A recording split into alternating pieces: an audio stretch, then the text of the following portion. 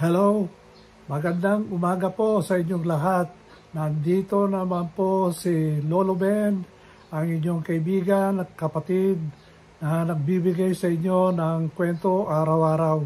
Kahapon, hindi ako nakapagkwento sa inyo dahil nag-exercise ako at napagod at lumabas ako ng bahay. Bumili ako ng mga grocery na kinakailangan dito sa bahay sa pagluluto. Sandali lang naman akong nawala pero medyo napagod din ako at nag-exercise ulit ako ng hapon at pagkatapos yan nanood ako ng sine. Alam niyo na nahihilig na akong manood ngayon ng mga horror movies dahil malapit na ang Halloween. Kaya nung kahapon, pinanood ko yung mga movies ng Halloween.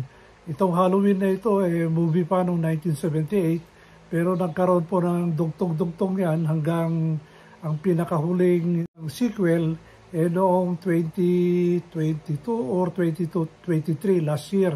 Ito yung Halloween Ends. So pinanood ko yon. At nanonood ulit ako ng mga Halloween movies na nakakatakot at nakakatuwa manood. Paminsan-minsan nagugulat ka.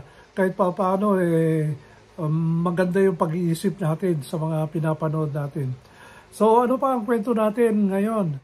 19 days na lang po at eleksyon na sa Amerika. Alam niyo, depende po kung ano po o sino ang ma-elect na presidente ng Amerika.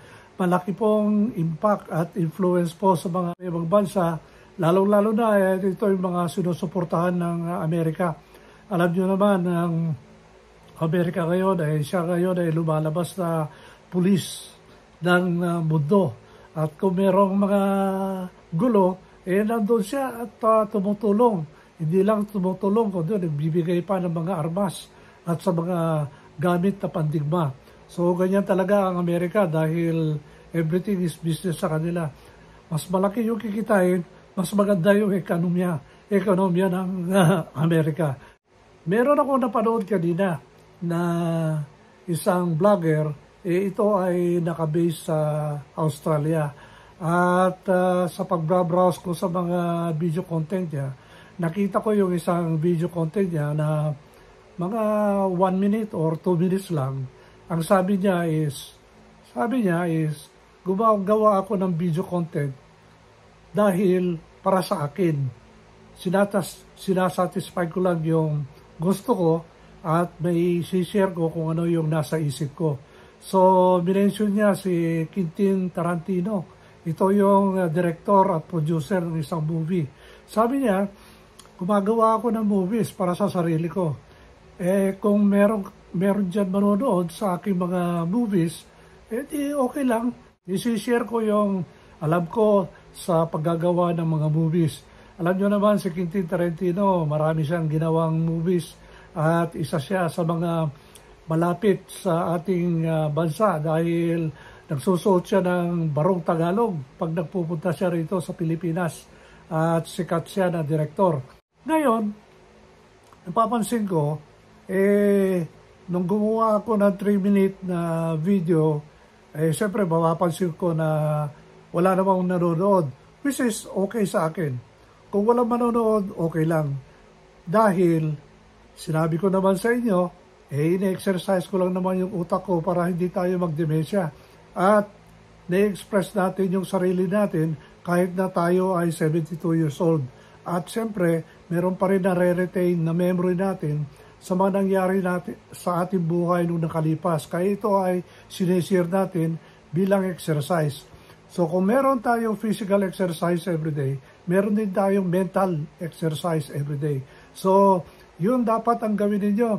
Kung wala kayong ginagawa, nabubur kayo sa buhay, ay ikwento nyo yung buhay nyo para magiging magandang inspirasyon kayo sa mga nakakabata sa inyo. So ngayon, yun ang ginagawa ko. Ako ay retirado na nag-serve sa military service at syempre marami akong experience at ito ay sinishare ko sa inyo. At saka kung ano-ano yung nababasa ko araw-araw sa Facebook man, sa Twitter o sa mga newspaper accounts ng mga social media, i-share ko sa inyo.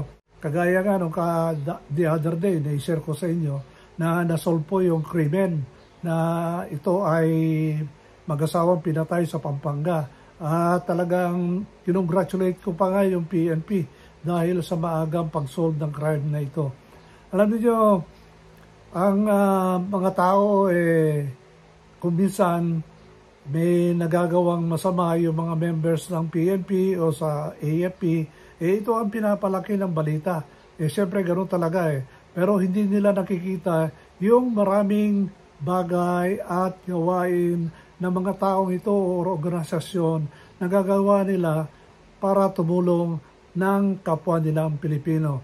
Nandiyan po yung PNP, talagang professional unit yan. Nandiyan po ang AFP, ang Philippine Army, Philippine Air Force, at saka Philippine Navy at Philippine Marines at Philippine Coast Guard na tumutulong sa atin para depensahan ang ating bansa sa mga gustong kumupkop sa atin. Ano pa ang mga kwento ko? Siyempre, politika yan, marami. Ayaw ko nang masyadong magbasa sa politika kasi nakakainis na Puro circus na lang ito. Kalukuhan na ito.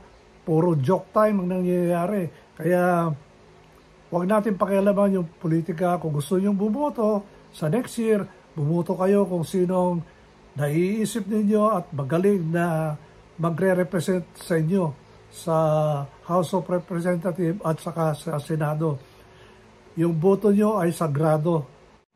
Alalahanin natin, ang boto natin ay sagrado. Huwag kayong madadala kung sino-sino dyan na nagkwento na si ganito ay magaling.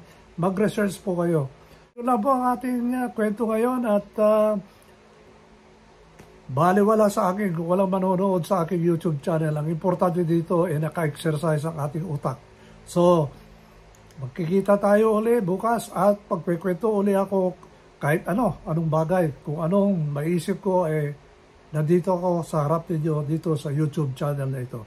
Salamat at magandang araw po sa inyong lahat. Bye!